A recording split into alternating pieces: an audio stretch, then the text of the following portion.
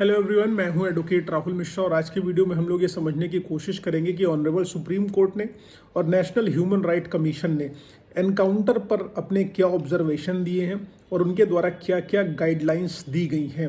क्योंकि अभी आपने देखा हाल ही में अतीक अहमद का मर्डर हुआ और जो है उसके बेटे का एनकाउंटर हुआ, तो बहुत सारे लोगों ने उस पर हाय तौबा मचा दी। उसमें मैं नहीं जाऊंगा, लेकिन हाँ, सुप्रीम कोर्ट की क्या गाइडलाइंस हैं और ऑनरेबल सुप्रीम कोर्ट ने अपनी क्या ऑब्जर्वेशन दी हुई है एनकाउंटर्स को लेके, फेक एनकाउंटर्स को लेके, एनकाउंटर्स की गाइडलाइंस क्या उन्होंने इस्टेब्लिश करी हैं, क्या बनाई हैं, वही मैं आप लोगों के साथ डिस्कशन करूंगा। लेकिन उससे पहले हर बार की तरह मेरी आपसे रिक्वेस्ट है कि अगर आप लोग चैनल पर नए हैं या पहली बार आ रहे हैं, अभी तक आप लोगों ने सब्सक्राइब नहीं किया, तो प्लीज़ सब्सक्राइब करिएगा। साथ ही साथ एक हम्बल रिक्वेस्ट और है, अगर आप मुझसे पर्सनली मिलना चाहते हैं लखनऊ, दिल्ली, इलाहाबाद में, तो अपनी अपॉइंटमेंट शेड्यूल कराकर आप मुझसे मिल सकते हैं। आप मुझसे टेलीफोनिक कन्वर्सेशन भी कर सकते हैं, नंबर आपको डिस्क्रिप्शन में मिल जाएगा, लेकिन बिना अपॉइंटमेंट बात संभव नहीं होगी। चलिए हम लोग वीडियो स्टार्ट करते हैं। देखिए, सन 2014 में सुप्रीम कोर्ट में एक केस आता है, PUCL versus union of India. ये केस आता है, ये केस जो है सुप्रीम कोर्ट की डिवीजन बेंच में सुना जाता है, जिसमें एनकाउंटर के संबंध में जो है कुछ गाइडलाइंस कोर्ट के द्वारा जारी की जाती हैं। तकरीबन वो 15-16 हैं गाइडलाइंस, जो कि मैं आप लोगों से डिस्कशन करने वाला हूं, जिसकी जो मोस्ट इंपॉर्टेंट गाइडलाइंस हैं वही मैं आप लोगों के साथ डिस्कशन करूंगा, नहीं तो वीडियो लंबा हो जाएगा। चलिए हम लोग बताते हैं। पहली गाइडलाइन ये थी कि अगर पुलिस एनकाउंटर करती है तो पुलिस एनकाउंटर करने के बाद उस थाने का जो भार साधक अधिकारी होगा, जो स्टेशन इंचार्ज होगा, SHO होगा, वहाँ का वो तुरंत FIR उस एनकाउंटर की रजिस्टर करेगा। अब उस एनकाउंटर की FIR रजिस्ट्रेशन करने को सुप्रीम कोर्ट ने मैंडेटरी बता दिया। तो आप देखिए कि जो भी एनकाउंटर्स आसपास हुए हैं, क्या उसकी FIR पुलिस द्वारा रजिस्ट्रेशन की गई है या नहीं की गई है। दूसरी गाइडलाइन सुप्रीम कोर्ट ने दी हुई है कि अगर एनकाउंटर में कोई भी व्यक्ति अगर घायल हुआ है या अगर घायल हुआ है तो उसको तुरंत मेडिकल एड दी जानी चाहिए, उसको मेडिकल ट्रीटमेंट तुरंत प्रोवाइड कराया जाना चाहिए। तो क्या मेडिकल ट्रीटमेंट तुरंत एनकाउंटर के बाद प्रोवाइड कराया जा रहा या नहीं जा रहा, आप खुद देखें इस चीज़ को।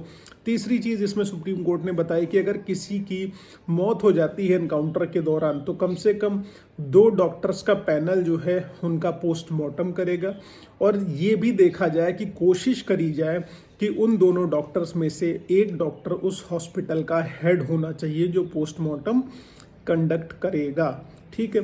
उसके बाद सुप्रीम कोर्ट ने इसमें अगली गाइडलाइन जो दी कि जो घायल व्यक्ति है या मृत व्यक्ति है, उसके परिवार वालों को तुरंत ही सूचना दी जाएगी कि उसकी मौत हो गई है या वो घायल हो गया है।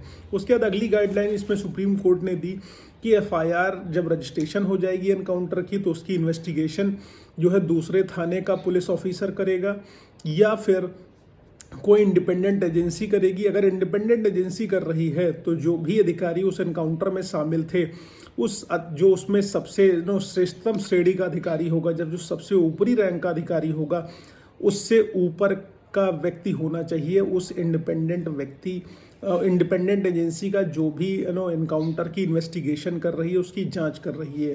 ठीक है। उसके बाद कोर्ट ने क्या कहा कि इनकाउंटर में जो भी हथियारों का इस्तेमाल किया है पुलिस ने, उन समस्त हथियारों को तुरंत सील किया जाए।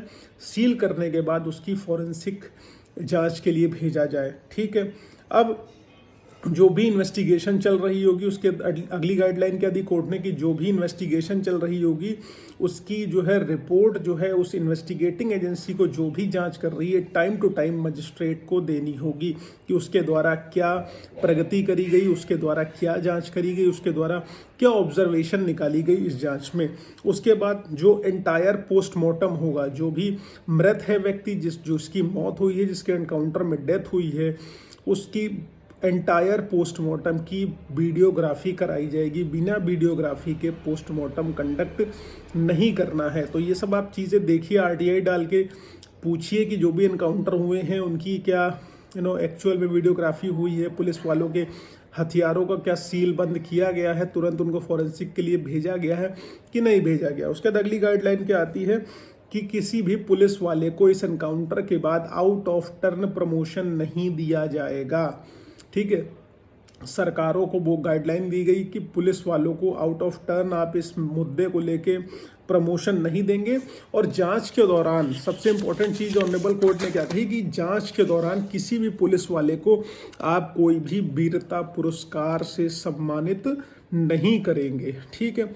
और उसके बाद क्या बोला गया कि अगर जो भी एग्रीव्ड फैमिली है, यानी कि जिसके घर के व्यक्ति को एनकाउंटर में मारा गया, अगर उसको लगता है कि वो सारी की सारी गाइडलाइन जो सुप्रीम कोर्ट के द्वारा निर्धारित की गई थी उनको पुलिस पार्टी द्वारा नहीं फॉलो किया गया, तो वो डिस्ट्रिक्ट और सेशन जज के समक्ष जाकर अपनी कंप्लेंट कर सकते हैं।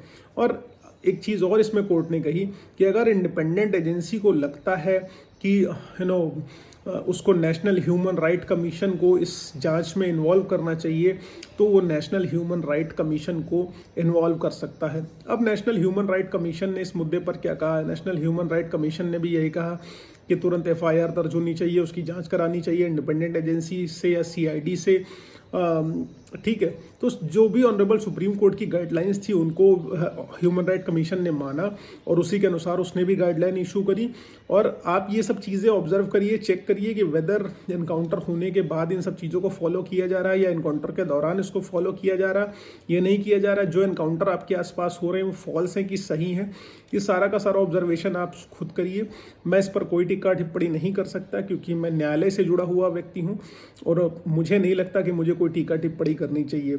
जो वास्तविकता है आप लोग बेहतर तरीके से जानते हैं और मैं भी जानता हूँ। हालांकि दुष्ट जो भी व्यक्ति हैं, जो क्रिमिनल्स हैं, I think they should not be kept alive, क्योंकि उससे न्यायपालिका के ऊपर सिर्फ बर्डन बढ़ता है और न्यायपालिका के ऊपर काला टीका लगता है कि वो डिसीजन नहीं दे पाई अप्रोप्रिएट तरीके से। इसीलिए ऐसे अपराधी खुले जो घूमते रहे और उनको पुलिस को मारना पड़ गया। उम्मीद है जानकारी समझ में आई होगी। अगर ऐसा कुछ है तो प्लीज़ फेसबुक, इंस्टाग्राम, ट्विटर पर अभी तक आप लोगों ने फॉलो नहीं किया है तो वहाँ फॉलो करिएगा। साथ ही साथ अगर आप मुझसे पर्सनली मिलना चाहते हैं, मेरा किसी मुद्दे पर लीगल ओपिनियन चाहते हैं, तो अपनी अपॉइंटमेंट शेड्यूल कराकर आप मेरे पास आ सकते हैं, मुझसे बात कर सकते हैं, मिल सकते हैं। Thank you so much. जय हिंद।